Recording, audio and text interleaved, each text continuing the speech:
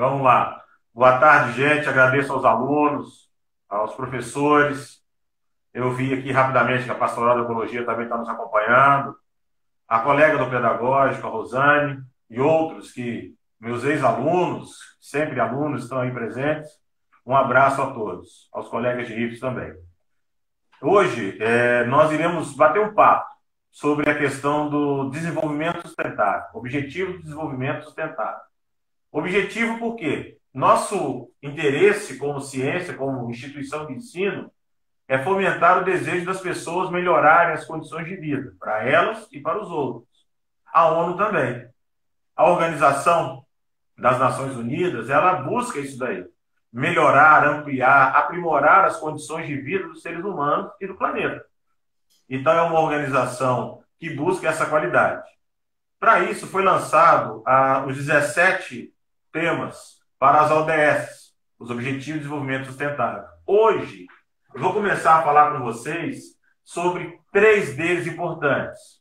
A questão da indústria, da educação e do emprego decente. Então, como trabalhar essa situação? Falar de educação, por exemplo, é uma coisa muito complicada. Por que isso? Educação é tão abrangente, ela expande para tantas situações, porque quando eu falo de educação, eu falo de cultura. O primeiro item a trabalhar com educação é entender que eu tenho que trabalhar com cultura, porque eu tenho que diferir rapidamente o que é educação, cultura e instrução. Então, essa situação ela é muito, muito importante. O conceito básico de um país, quando se fala em educação, é assegurar a educação de qualidade. Que todos saibam ler, escrever a língua pátria, interpretar, no caso, ter domínio, afluência. Sabemos que no nosso país essa realidade ela é muito desigual. Existem pessoas que mal sabem escrever o próprio nome. Ainda temos pessoas que ainda não sabem escrever nem ler.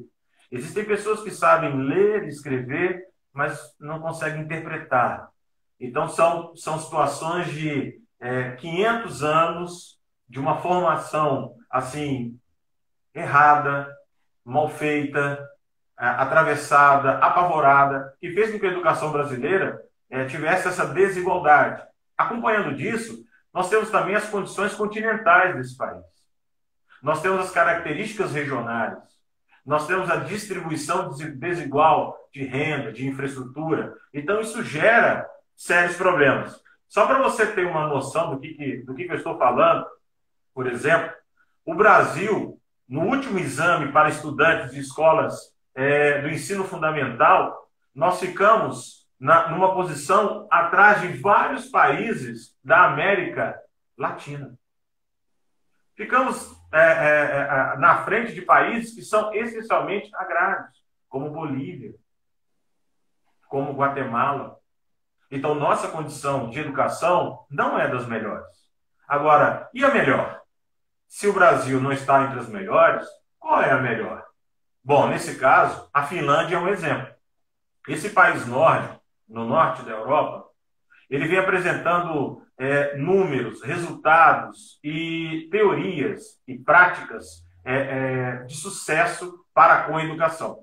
Bom, então, se a Finlândia é um exemplo e que, inclusive, a ONU faz uso da Finlândia e dos países nórdicos como projeto, por que não pegar o projeto da Finlândia e levar esse projeto para o Brasil, para a América Latina e para a África, para a Ásia, para a América do Norte? Porque não é tão simples assim. A inserção da educação, e aí eu lembro Paulo Freire, a inserção da educação, ela está ligada inicialmente à condição da educação familiar do indivíduo, de onde ele veio, de como ele vive e de como ele foi educado na família. A escola educa? Sim, educa. Ela é responsável pela educação total desse indivíduo? É aí que está o erro. Não. A educação e esse momento de Covid-19, dessa pandemia global, mostra que a escola não pode ser sozinha. Ela não pode ficar sozinha diante dessa realidade, e nem a família.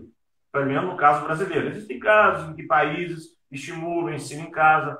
Bom, isso aí é uma realidade específica. Nós estamos falando da realidade brasileira e da realidade global. Ainda a escola é um elemento fundante na construção das características sociais desse cidadão. Então a escola não pode ficar sozinha. E muitas vezes ela ficou sozinha. Ah, vai lá, o aluno entra, ele resolve, ele tem que sair dali sabendo. Não.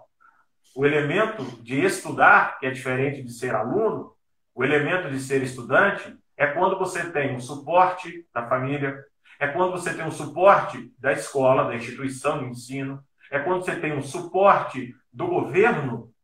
Então, mesmo estudando, mesmo estando no ensino privado, público, superior ou básico, você precisa desses pilares. É claro que no ensino superior a independência é maior, mas ela não é única. Então, esses pontos levantados dentro da sociedade brasileira é que geram esses conflitos. A escola tem que resolver tudo. Mostra-se os teóricos, os grandes pensadores da educação são enfáticos. A escola sozinha naufraga. A escola sozinha é fadado ao fracasso. Aquela escola que ninguém quer estudar lá, abandonada, depredada, que não é a realidade da nossa instituição, mas é uma. Eu tenho que falar de todas. Nós conhecemos, infelizmente, exemplos locais, nacionais, de escolas abandonadas. Abandonadas por quem? Pelo poder público? Tudo bem, sim. Mas, primeiramente, abandonadas pela sociedade. Quando, por exemplo, você tem um aluno que entra numa instituição de ensino e risca a porta do banheiro, picha, risca, quebra algo propositalmente, que pode acontecer um acidente. É sinal que essa sociedade ainda está doente, ela precisa ser tratada. Porque quando ele quebra a escola, e principalmente a escola, que é um meio social de mostrar ao cidadão que a vida é muito mais do que isso, as coisas não estão indo bem. Muita coisa falhou. Falhou a escola, falhou o governo, falhou a família. Nós não temos grandes casos, mínimos nós temos, mínimos casos de depredação. Posso garantir isso como coordenador, agradeço, elogio, abraço um a um, que ama o IFES, mostra isso. Mas eu quero que isso aconteça em todas as instituições. Que isso aconteça em todos os momentos. Então, você não falou nada da Finlândia, Marcelo. Desculpa. Toda essa minha fala do Brasil é da Finlândia. Toda essa minha fala de a família participando, a família atuando, a escola recebendo, o governo investindo, é o projeto da Finlândia. Não precisa ler muito. É isso que eles fazem. Qual é a receita da Finlândia? A família, a escola e o governo atuando em educar e instruir seus jovens, as crianças, jovens e os adultos. Esse é o ponto da Finlândia. Na Finlândia, é o hábito da leitura, é a disciplina da leitura, seja ela qual for. Eu gosto de literatura inglesa, eu gosto de literatura técnica, eu gosto de gibi, eu gosto... Você tem que ter um caminho da leitura. Quem não lê, não aprende. E se aprende com muita dificuldade. A leitura é um facilitador. E o que a Finlândia investe? Primeira coisa, na leitura. Mas o que ela investe? A Finlândia, ela investe no gosto de aprender. A escola é uma instituição que você precisa ir para aprender. As pessoas gostam de ir ao shopping. É uma questão comercial. Ótimo. As pessoas também precisam gostar. A escola tem que ser um ambiente bom. E é.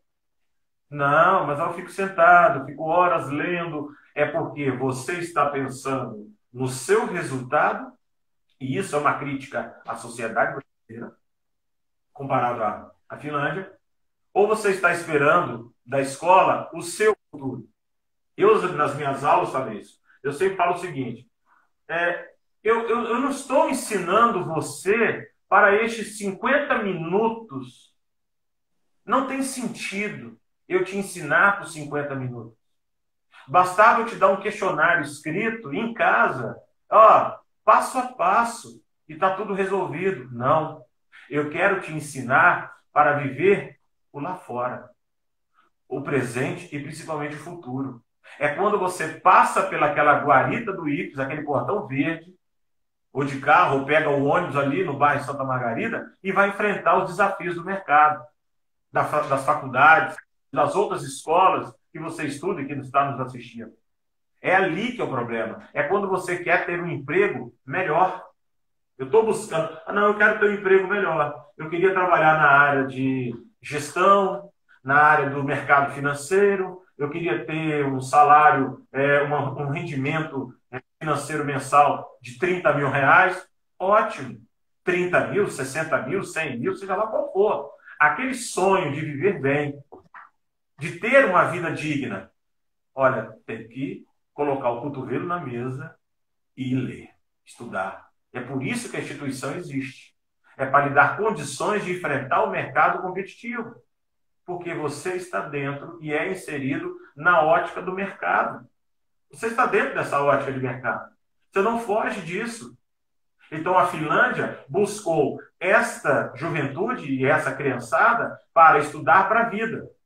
Ele vai para a instituição para aprender. A escola é parte integrante da vida dele. Não é mais uma coisa que acontece na sua vida. Ah, eu tenho que ir aqui. Mas quando der 12h40 eu vou embora, jogo meus cadernos no armário e acabou. Bom, isso é uma opção da pessoa. É a liberdade que a pessoa tem. Mas a pessoa também tem que pagar por esse preço. E o Brasil paga por esse preço. Por quê? O que a ausência, o que no Brasil você tem? A ausência da valorização técnica e financeira dos profissionais ligados à educação. Sejamos francos. Ser professor não agrada a maioria das pessoas do Brasil. Não, não agrada. E o motivo? O motivo é financeiro. E se nós começarmos a aumentar gradativamente, nós vamos ter setores da sociedade que irão questionar que o professor ganha muito. Sim, isso tem acontecido. Eu estou dando um exemplo da realidade, do presente. Então, esse processo da educação ele é muito difícil, porque ele esbarra no processo cultural. A escola educa? Mas qual o objetivo principal de uma instituição de ensino? É instruir, instrumentalizar. Na aula de matemática, você precisa entender os códigos de matemática das ciências aplicadas. Ah, mas isso eu nunca vou usar. Que bom. Eu espero que você acabe com esse pensamento da sua mente. Qualquer coisa é usar. Esses dias, assistindo à estação orbital e vendo a Lua totalmente redonda, igual a Terra, que fica a piada no ar, a Lua redonda e a Terra redonda, eu percebi que eles estavam trabalhando e a explicação, em inglês, a minha esposa me ajudou, para resolver um problema de manutenção, eles estavam usando algoritmo. Usando computador, usando algoritmo. Eu já ouvi isso. O professor Renan, de informática, explicando uma vez, falou comigo, explicou, mas ficou. Esse é o ponto. Química, biologia, por favor, né, gente? Tem gente confundindo vírus com bactéria. No momento, é bom saber o que é vírus, como combatê-lo, como evitá-lo. Nós fica em casa, se possível, não saia à toa. Higiene, mão, máscara, banho, roupa. São 40 mil mortes, isso é um número significativo. Independente da estatística do Brasil ter 200 milhões, 210, 230 milhões de habitantes, é significativo 40 mil mortes. A educação serve para isso, para sensibilizar. Daí vem as ciências humanas, a sociologia, a antropologia, a história, a geografia, para mostrar que 40 mil mortes é um número significativo e que nós podemos reduzir isso, começando pela gente, se cuidando. Então, o contexto de educação da ONU é isso. É transformar a escola, a instituição de ensino, como um ambiente aberto. Um ambiente para receber as pessoas, para ter as pessoas ali naquele dia. E sair dali bem, sabendo, educadas, dentro do contexto escolar, pedagógico, e instruídas, instrumentalizadas, sabendo fazer algo.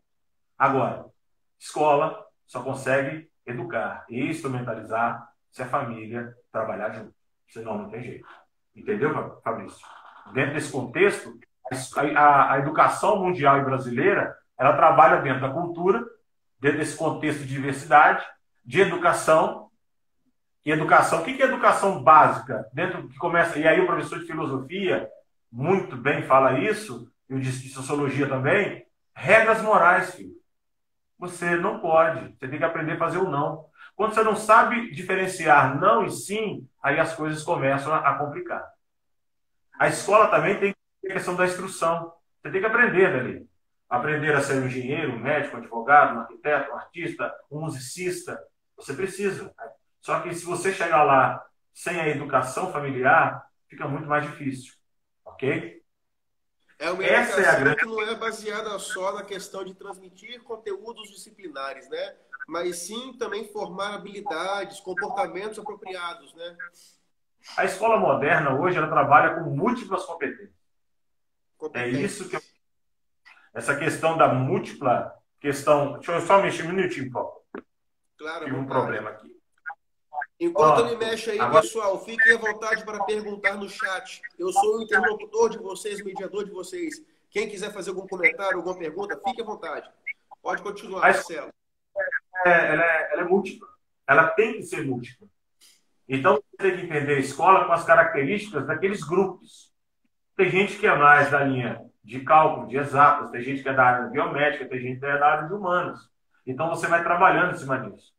Porque esse é o ponto, principalmente, do nosso próximo item, depois da educação. Porque a educação é a base. Mas o nosso próximo item vai trabalhar ligado à educação e eu vou acrescentar o próximo item. Mudei, Fabrício, para a gente ver. Promover o crescimento econômico inclusivo, emprego pleno, produtivo e trabalho decente. Eu comecei falando da educação e o resultado que muitos querem é saber, ter o saber, ser uma pessoa culta perante a sua sociedade, isso é bom, isso é valoroso. Em todas as sociedades isso é valoroso. Mas também nós vivemos em uma sociedade capitalista, em que o mercado é um projeto principal. E o que significa isso? A valorização profissional muitas vezes não é só dinheiro. E um grande erro da pessoa é pautar a sua profissão no dinheiro. Ah, tá, então eu vou escolher a profissão que menos ganha, porque aí eu vou ser feliz. Não, talvez você não tenha me entendido. Eu não disse para você escolher a profissão menos remunerada. Eu disse a profissão que você vai mais querer, porque dela você vai resistir às mais fortes tempestades do mercado. Esse é o ponto. É aí que é o diferencial daqueles que suportam aquela profissão, que resistem àqueles. Não é fácil, não há profissão fácil. Todo dia nós temos um desafio dentro desse trabalho. Trabalho, inclusive, é algo penante. Na epistemologia, na compreensão da palavra trabalho, trabalho já, por si só já não é uma coisa boa. Lembramos aí, vamos lembrar dos 7, né? Das necessidades dos trabalhos, das 7 mentiras, dos 7 pecados capitais em cima disso. Trabalho, contrário, preguiça. Então, tem essa relação muito importante. Agora, como vamos viver essa questão do trabalho desde o processo mercantilista? Olha a história aí. Mercantilismo. Nós estamos falando do século XIV, do século XV, já explodindo o capitalismo no século XVI. Ok? Essa transição entre o mercantilismo e o capitalismo. A partir desse momento, a relação de dinheiro e mercado se torna muito forte. Ou você tem os meios de produção, dono de uma fábrica, fabriqueta, dono de imóveis, por exemplo, como hoje você tem, como exemplo, a família Rockefeller em Nova York, ela em si não tem mais indústria alguma, os Rockefeller. Mas o que eles têm de prédios alugados é monstruoso. E prédios alugados em Nova York. É muito dinheiro que nós estamos falando. Então é muita grana. São Paulo tem gente assim. Nós temos, em todas as capitais, nós temos famílias hoje que vivem de aluguéis. Aluguéis comerciais ou residenciais. Meio de produção. Tem gente que é proprietário do setor primário. Extrativismo, agropecuária. Tem gente que é proprietário do setor industrial. Meio de produção. Agora, quem não é dono, ele é empregado. direto ou indireto. Então, vamos ter também esse conceito de entender o seguinte: em que parte da história você está dentro dessa questão do chamado trabalho produtivo? Não, eu faço parte do trabalho produtivo. Ok. Eu sou dono de uma pequena empresa numa cidade. Ótimo. Você é um pequeno empresário. Você contribui com a sociedade. E lá eu tenho um empregado. Ótimo. Então você tem um meio de produção e ele é o funcionário que está sendo o empregado. Essa relação de mundo é clássica. Chamamos isso de divisão internacional do trabalho. Ela começa com a elaboração de países ricos do norte, com países pobres ao sul, e com o decorrer do século XX, principalmente depois da segunda metade, mais precisamente no final do século XX e agora do século XXI, essa relação de ricos ao norte e pobres ao sul, isso muda muito. Porque produziam industrializados e os pobres exportavam matérias-primas. A Coreia do Sul ela é marginal esse processo, ela está à margem desses grandes ricos e produz tecnologia. Muito. A Índia, que tem uma população muito pobre, produz tecnologia e exporta essa tecnologia, inclusive tecnologia aeroespacial. Então as coisas estão mudando. A relação de trabalho está mudando. O emprego do seu pai, ou do seu avô, ou até do seu bisavô, é bem provável que não exista mais. Por exemplo, um datilógrafo. Não tem mais datilógrafo. É muito difícil encontrar. Hoje, um torneiro mecânico manual. Ele trabalha só com o que a gente chama de manufatura, operador manual. Hoje, a tornearia ela é eletrônica. Então, você tem... mas eu sou eu estou fazendo um curso superior na área de informática. Sim, mas qual é a sua dinâmica? Qual é a sua perspectiva? Não, eu quero nas ciências jurídicas. Você já entende o que é esse emprego decente? Como se capacitar em cima disso? Porque existem pessoas que estão à margem da sociedade. Elas são marginais dentro do processo. Por exemplo, os moradores de rua. Eles existem, são importantes, são seres humanos, nós devemos a eles respeito e temos que acolhê-los. Vamos deixar claro isso. Não é o tema inicial, mas vamos deixar essa dica no ar, que eles estão ali, mas eles não estão produzindo, porque a ótica capitalista ou você produz e é bom, ou você não produz e não é útil. Também vamos quebrar esse paradigma dentro desse nosso conceito de trabalho. Aquele artesão que trabalha por conta própria na praia, muito comum no verão, você que gosta de colocar um tererê quando viaja, compra um artesanato, uma pulseirinha. Eu encontro dentro da sociedade pessoas que os veem, que olham para essas pessoas de forma ruim, como se eles fossem preguiçosos e vagabundos. Calma. Vivemos um momento brasileiro muito conturbado, né? Artistas, os intelectuais estão sendo taxados também. Então isso é ruim. Aquele que, por exemplo, uma pessoa que faz teatro hoje no Brasil não é bem visto por um grupo social, por um grupo governante, um grupo pequeno, muito pequeno, mas influente. Então olha que absurdo nós chegamos. Como se, você só dá aula, você não faz mais nada, não? Você tem um emprego além de dar aula? Já ouvi isso. Você só é professor mesmo? Por quê? Outras profissões ganharam uma notoriedade com respeito e com mérito, mas outras não. Lembre-se que o trabalho decente é uma construção sua e uma exigência nossa com os nossos governantes. O trabalho mudou. É bem provável que a aposentadoria, para vocês, jovens que estão nos ouvindo, terá que ser uma responsabilidade mais sua do que do governo. Antigamente, com meu pai, a responsabilidade era do meu pai, que ele trabalhava. E o conceito de aposentadoria ficava a cargo da empresa que ele trabalhava e do gestor, que era o governo. Atingia determinado prazo, pronto. Pode se aposentar, parabéns, vai descansar. Você trabalhou 35 anos consecutivamente, pagou corretamente, adeus. Essa realidade mudou. O que você entende sobre previdência privada? O que você entende sobre reservas para a velhice. Quais são as suas reservas? Você hoje com 15, 12, 13, 18, 25, seja lá qual a idade. Quais são as suas reservas financeiras quando você tiver mais de 70 anos?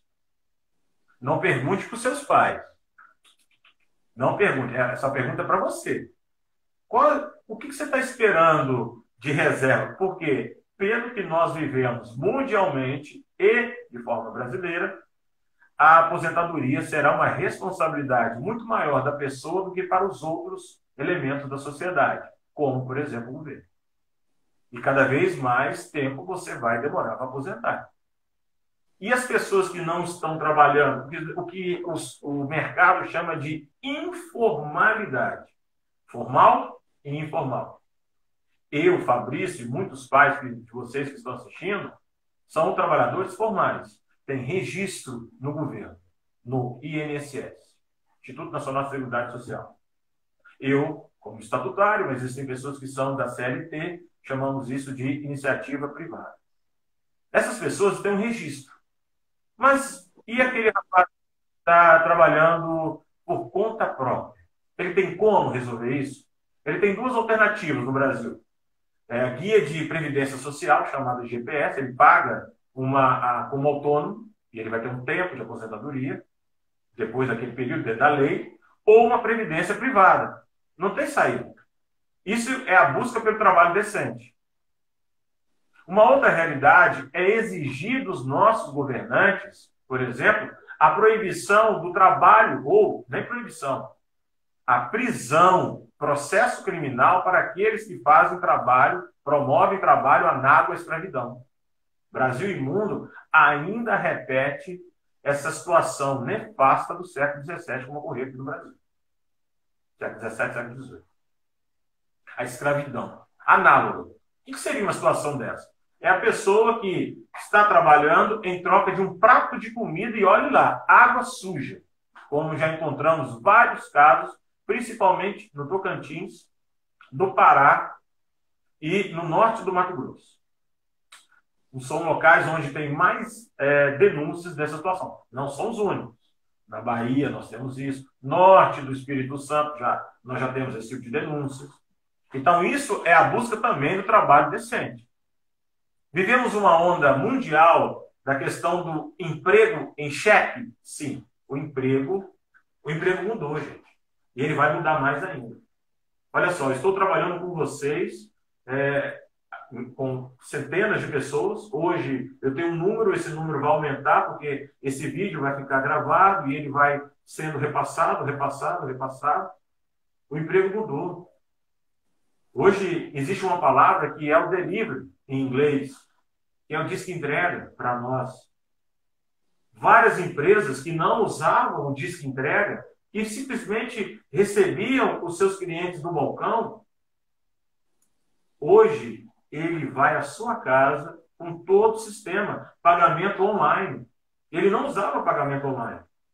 Ou você pagava no débito, no cartão e acabou. Ou no dinheiro vivo. Não aceitava cheque, continuou não aceitando. Mas agora existe o pagamento online. O emprego mudou. As relações de turismo, depois dessa pandemia, o emprego mudou. Nós vamos ter que reinventar a questão do emprego mundial. Muitos empregos existirão, vão se manter? Claro, tem que manter. Nós temos que nos vestir, comer, rodar, deslocar, a energia, tudo vai continuar. Mas outras formas de enxergar o trabalho e o emprego, isso aí vai mudar perfeitamente. Então você vai ter esse processo gradual desses objetivos, dessa mudança. Como é que é esses 5 objetivos dentro desse contexto, Fabrício? Muda aí para nós. Pode passar. Pode mudar a tela, por favor. Segurança. A questão da segurança do emprego. O que seria a questão da segurança do emprego? Eu entrei nesse emprego, eu vou me aposentar aqui. Me fiz. Não. As coisas estão mutáveis. A cada 5 anos, tudo muda muito no Brasil e no mundo. Bem-estar. Você cada vez mais é cobrado dentro da sua condição de emprego. Se você não está emocionalmente preparado por isso, que eu não vou entrar no mérito dessa questão, isso é uma questão clínica, isso cabe aos psicólogos, à área de psicologia, mas você tem muitos funcionários, muitos jovens, com essa angústia, com esse medo de encarar o mercado de trabalho.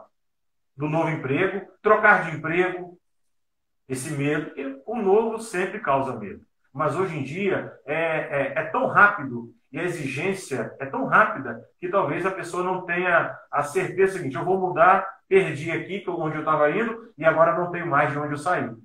Então o medo toma conta das pessoas. O medo causa isso. Mas você vai ter que trabalhar isso. O emocional vai ter que ser trabalhado. Justiça social. Não permitir a pobreza do emprego. Tecnicamente chamamos isso de precarização. Qualquer profissão. Esse é um diferencial. E aí, vamos usar um exemplo muito rápido que a gente trabalha isso. Estados Unidos da América. Não importa a sua profissão nos Estados Unidos, ela tem que ser digna. Eu sei que eu tenho parentes e amigos que trabalham em serviço. Eu não quero saber qual é a profissão da pessoa nos Estados Unidos. Como é que ele está? Bem, quando consegue cuidar da família, consegue ter uma vida de consumo, ter um automóvel, um financiamento de uma casa, passear. Esse é o ponto que difere, por exemplo, o Brasil dos Estados Unidos. Existem profissões no Brasil que a pessoa não tem perspectiva. E é um profissional necessário à nossa sociedade. Desvalorizado. Herança escravocrata? Sim. A sociologia e a história nos explicam isso muito bem. O Brasil carrega ainda essa herança escravocrata. E isso é terrível. Ok? Esse material está ligado também à questão da proteção do ambiente. O seu emprego, ou o profissional que você vai ser, todas as profissões, elas têm que estar associadas à questão ambiental. Você, homem da década de 70, da década de 60, o ser humano ele estava fora do meio ambiente. Não, eu sou um homem e vou cuidar do meio ambiente. Hoje, eu sou o meio ambiente e o que eu posso fazer pelo meio ambiente. Por isso esse mês de conscientização, de palestras, de conversa, de tudo. Ok? Então a questão do trabalho depende de você. Se não ler, se não estudar, se não se instrumentalizar, você não vai ter o trabalho que você quer, aquele que você gosta. E quando a gente trabalha no que gosta, vai longe e ganha dinheiro. Qual é o próximo, Fabrício? É aquela história, trabalhe com aquilo que gosta e você nunca precisará trabalhar. Acho que é um provérbio indiano, se não me engano. Exatamente. Vamos para o item 9. O desenvolvimento sustentável 9 é construir infraestruturas. Aí você fala assim, tá, então vamos falar de ponte e rodovia. Não. Inicialmente, não. São as relações humanas que mudaram completamente de março para cá. Inicialmente, o mundo parou para olhar a China. O problema está na China. Por quê? Vou aproveitar e colocar um exemplo em cima. Ebola, um dos vírus mais violentos, mortais da África, já há muitos anos. Eu, desde jovem, ouço falar do Ebola. E uma crítica à sociedade, por que o Ebola ele é tão letal ou mais do que o Covid e ele não é tão falado quanto? É porque ele é muito da África. Poderia ser só da Ásia também. Não é porque ser africano, não. Por exemplo, uma crise de ebola matando pessoas em Bangladesh, vizinho à Índia, país paupérrimo. Situação grave, né? Coisa chata, né? Que pena. Eu fico muito triste. Vamos fazer alguma campanha. A ONU mandou pessoas para lá, países mandaram verbas para o governo tentar resolver a questão sanitária do ebola. Mas o que foi o Covid? O Covid, ele globalizou o problema. E a palavra globalização, que ela deve ser bem associada à mundialização, e globalização, mundialização também estão apoiadas em mercantilização. E que é o grande antagonismo da sociedade desse ano. Salvar vidas ou proteger a economia? Essa é uma resposta para você. O mundo se viu nessa situação. Fecho a economia, guardo as pessoas e salvam vidas? Alguns países fizeram. Exemplo, a Alemanha. Vamos estudar o caso alemão? Uma dica. O que a Alemanha fez para conseguir ter um sucesso diante de uma pandemia? Perante os outros países, sucesso. É um exemplo. Vamos estudar a Alemanha para falar sobre? É porque tem tanta coisa, tanto fake news, Fabrício, no WhatsApp, no Facebook, eu fico doidinho. Me dá uma angústia, me dá uma revolta quando eu vejo aquela informação é uma mentira. E a pessoa está firme naquela mentira, feliz em divulgar aquela mentira, achando que aquilo conforta o coração dele. Então, o objetivo 9, por exemplo, é construir infraestruturas resilientes. Infraestruturas que eu estou falando aqui são relações humanas, culturais fortes, em que a gente tem um respeito. E onde a gente parte do respeito? Por exemplo, valorizando o Estado democrático. A China é comunista autoritária. Ela flerta com o capitalismo para ganhar dinheiro e para sustentar esse comunismo ditatorial. Ok? Que fique bem claro isso. Então não é tão simples. Eu sou a favor da democracia. Eu sou a favor da liberdade de expressão. Eu sou a favor da liberdade econômica, que é diferente do liberalismo econômico. Tem muito aluno nosso, Fabrício, que confunde isso. Liberdade econômica e liberalismo econômico. Liberalismo econômico, aí vamos rever Adam Smith, vamos rever história, o liberalismo clássico, os neoliberais, vamos ver se dá certo para uma sociedade paupérrima quanto o Brasil. Ou quanto tempo vai demorar para a gente encaixar. Tenta colocar isso também. É claro que o protecionismo, esse governamental, essa centralização de poder na mão do governo, ela é muito perigosa. Ela foi muito perigosa. E para quem é muito jovem, nós sofremos, e eu que sou o velho da história aqui, desde o governo Sarney, pós-ditadura, essa centralização do governo nos faz muito mal, atrasa demais a economia brasileira. Sarney, vamos relembrar. Sarney, aí veio o Collor, tentou abrir, envolvido em escândalos, perdeu o mandato, ponto. Veio Itamar Franco, foi um mandato tampão, ele não tinha uma gestão proativa, então ele só manteve. Depois veio Fernando Henrique. Ele veio não com o liberalismo clássico e nem com o liberalismo. Ele não conseguiu. Talvez ele queria botar o neoliberalismo. Mas ele trouxe o quê? A liberdade econômica.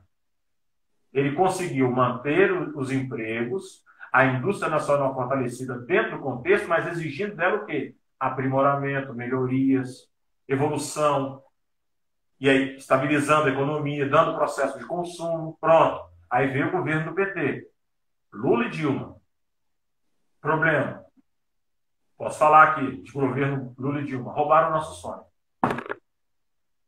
Roubaram o nosso sonho. E isso deixou o povo brasileiro com a moral doída. E, infelizmente, com a autoestima baixa, estamos vítimas de qualquer coisa. Infelizmente. Então, nós temos que melhorar essa infraestrutura. Como? Sabendo votar, votando corretamente, dialogando, questionando, não gritando, não polarizando. E isso que é a questão. Hoje a industrialização mudou. Você compra, eu consegui comprar, antes da pandemia, um produto da China. Vocês conhecem muito mais do que eu. Um site, eu queria uma ferramenta, achei um site que traz produtos da China, entrei, comprei, acabou. Mudou o conceito de indústria. A indústria vende para mim. Ela não vende mais para o Brasil. Ela passa pelo Brasil. Opa, o conceito de indústria de comércio mudou. E essa forma, por exemplo, sustentável? Será que a China tem uma indústria sustentável para ter um preço tão baixo do produto? Pelo que sai de lá, repito, pelo que sai, porque eles não permitem que as coisas saiam, não. Pelo que sai de lá, a situação é muito precária. Você nunca vai ver, até o momento, uma manifestação, provavelmente, um junho verde na China. Ah, não vai ver, não. Não será possível. Ok? Ok. Galera, um abraço nessa primeira parte. Espero que tenham gostado, entendido. Vamos para as dúvidas? Suas perguntas? Nossa, eu gostei de ver. Você cravou nos 40 minutos certinho, hein? Professor velho. Você é praticamente um cronômetro ambulante.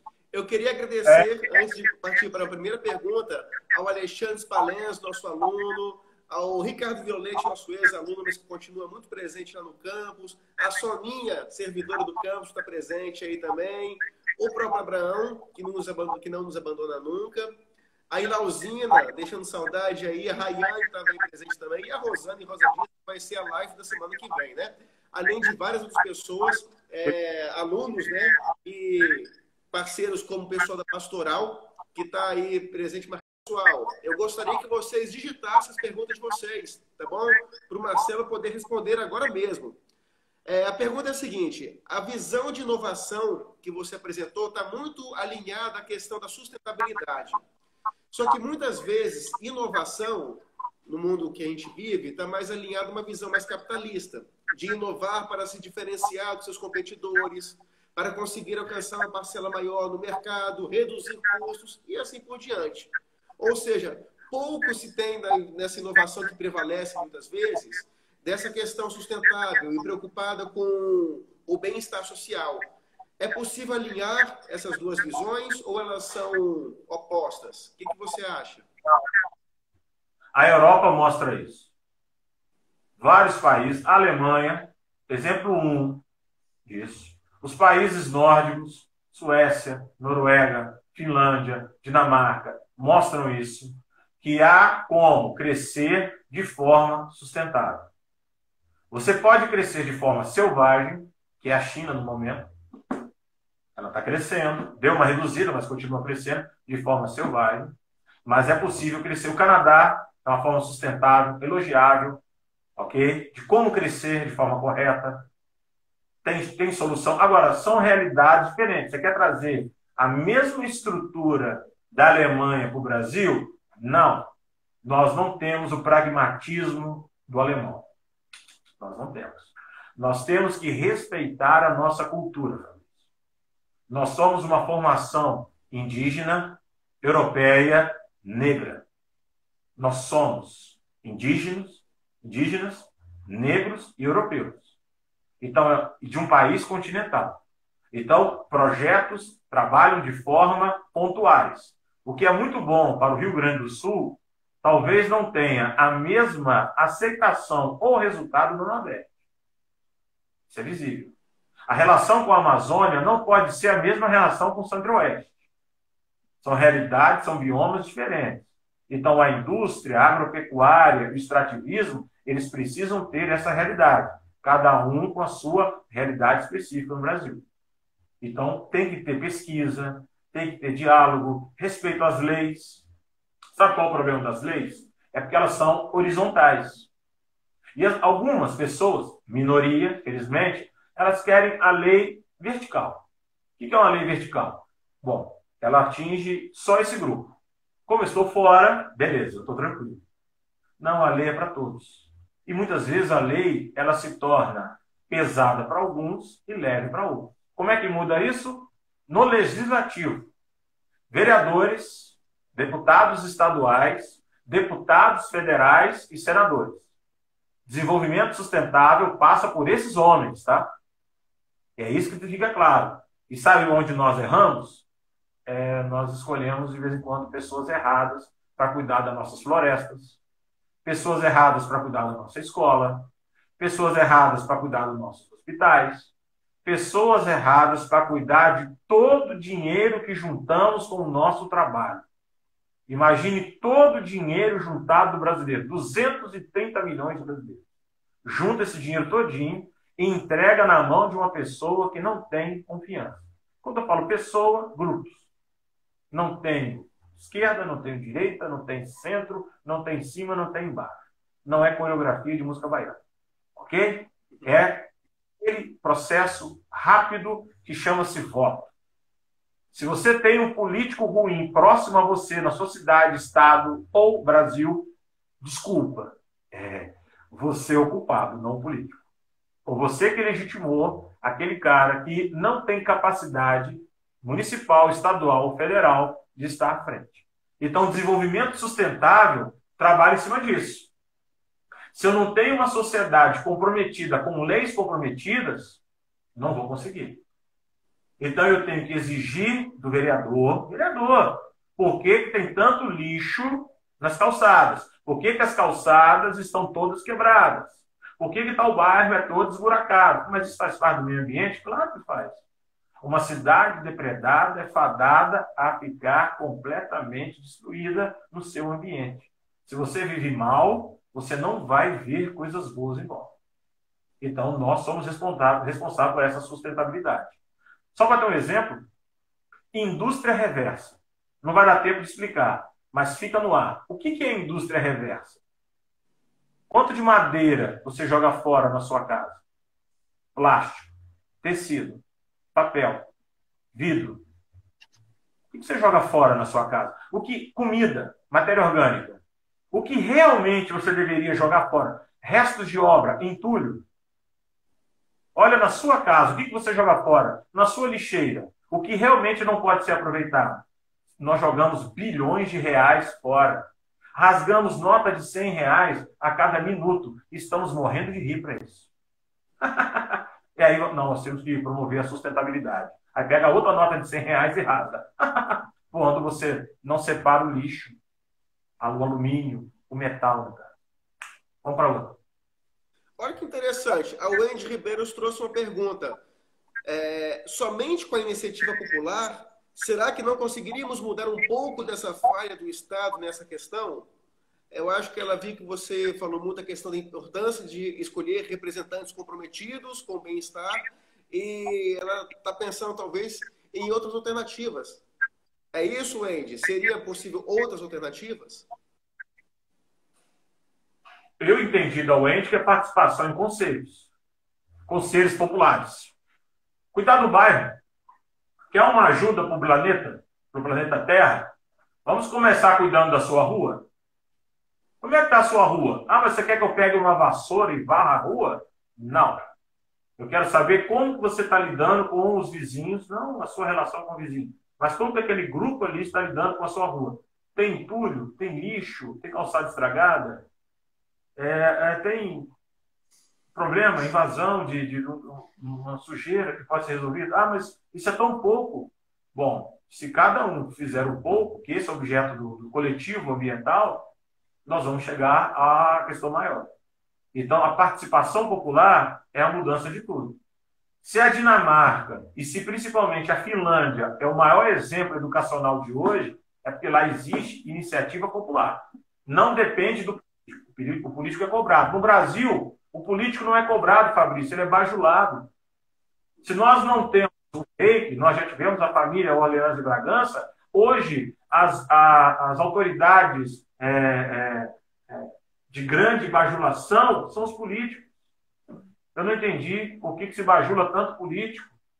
Político é um profissional, como você é exigido na sua profissão, eu e todos que estão... Mas por que não? Ele só vai lá terça-feira na Câmara.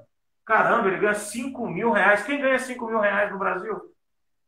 Não, ele ganha 70 mil reais. Não aprovou, não colocou um projeto. Ao invés de serem bajulados, eles devem ser cobrados por fazer um bom trabalho, né? Afinal, eles trabalham para a sociedade. No IFES, nós somos avaliados como professores. E você como servidor do técnico administrativo. Eu, como professor, aluno, não gostei disso, não gostei, minha nota cai. Sabe como que a gente avalia o político? É não reelegendo. Para mim, a reeleição é a prova que, não, fez um bom mandato. Existe a reeleição? Existe. Fez um bom mandato. Ok, tá. Vamos voltar nele de novo. Não, o cara fez um mandato pífio, horrível, péssimo. Repetiu. Tem gente que está 20 anos, 40 anos no cargo. Então, não, o cara não é culpado. Eu tenho que dar os parabéns para ele. Eu tenho que ter esse sucesso. Não fazer nada, inclusive fazer coisas erradas, e ainda se manter no poder. Parabéns aos envolvidos. Somos nós. Vai lá, Fabrício, tem outro. A Wendy. Adorei o Wendy. Muito participativo. Obrigado, Wendy. Ela está comentando lá, ó. Mas para a iniciativa popular funcionar, precisamos de educação de qualidade, certo? No fim das contas, tudo depende da educação. E para ter uma educação de qualidade, precisamos de professores felizes e bem preparados para as suas funções. Wendy, você vai continuar a sua ideia? ou finalizou aqui? Pode comentar, professor Marcelo. Qualquer coisa ela complementa. As condições de trabalho, de infraestrutura e financeira também. Nós temos professores no Nordeste que ganham menos de um salário mínimo, Fabrício, por mês. Uhum. Pode pagar menos de um salário mínimo ao trabalhador, não é? Mas podemos fazer uma pesquisa rápida e encontramos profissionais de educação alfabetizadoras que ganham menos de um salário mínimo. Para que isso não aconteça, o governo federal manda uma verba para o município e o município complementa esse dinheiro para não ganhar menos do que um salário mínimo, que hoje é R$ 1.000. Não dá. Aí não tem Finlândia, nunca seremos Finlândia, pagando R$ 1.000 a um professor. Concordo com o ente, aí fica difícil. Não dá. R$ 1.000 para um professor ter que chegar no nível da Finlândia, não vai dar. Ok? É verdade. É a conclusão da UEND que o professor Marcelo concorda. Muito bem. Acabaram as perguntas. O pessoal não fez mais nenhuma. Você gostaria de finalizar, professor Marcelo? Até porque dentro de 2 minutos a live vai cair.